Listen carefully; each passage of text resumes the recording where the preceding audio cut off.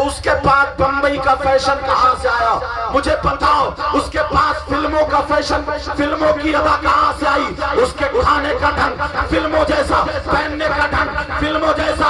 اگر تمہیں دیکھنا ہے تو شادی میں دیکھ لینا، اپنے گھر سے نظر مارنا۔ دیکھنا ہے تمہیں کسی فنکشن میں دیکھ لینا، کسی پروگرام میں دیکھ لینا۔ ارے لڑکیوں تو لڑکیاں، شادی شدہ عورتیں 40 سال کی ادھیڑ، ان کے میک اپ کا یہ عالم ہے فلموں جیسا۔ کھانے پینے اٹھنے بیٹھنے کا ڈھنگ فلموں جیسا۔ تعلیم اپنے گھروں میں پہنچاؤ، نبی کی تعلیم اپنے گھروں میں پہنچاؤ۔ کاش اگر تم نے یہ اپنی بیٹی کو موبائل نہ دیا ہوتا، اگر اس کے ہاتھ میں تم نے قرآن شریف دیا ہوتا، بخاری شریف دی ہوتی، اگر اس بیٹی کو سیدہ فاطمہ کی زندگی پڑھائی ہوتی، حضرت میمونہ کی زندگی پڑھائی ہوتی، حضرت عائشہ کی زندگی پڑھائی ہوتی، تو میرا دعویٰ ہے اگر تمہاری بیٹی حضرت فاطمہ کی زندگی پڑھتی تو بھابھی تمہاری بیٹی، لیکن جنگ فاطمہ کا ہوتا، بیٹی تمہاری بیٹی جنگ فاطمہ کا ہوتا، چلتی تمہاری بیٹی جنگ فاطمہ کا ہوتا، پہنتی اڑتی تمہاری بیٹی جنگ فاطمہ کا ہوتا، اٹھتی بیٹھی تمہاری بیٹی جنگ فاطمہ کا ہوتا، سوتی جاگتی تمہاری بیٹی جنگ فاطمہ کا ہوتا۔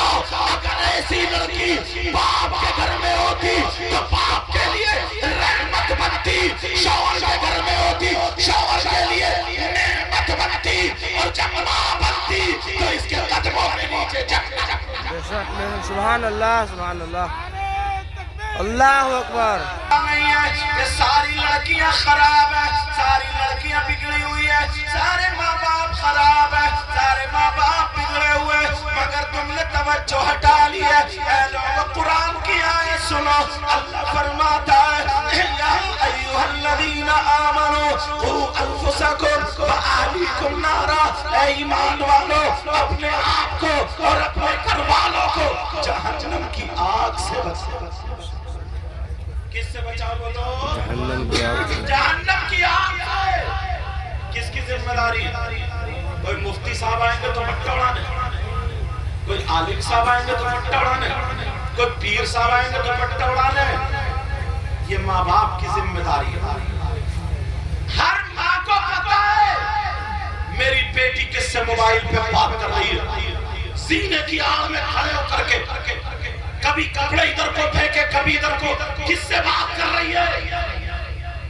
تم ہو کماتے کماتے، نہ نمازوں کا پتہ ہے نہ بچوں کا پتہ ہے۔ ایسی کمائی سے کیا فائدہ ہے جس سے اللہ بھی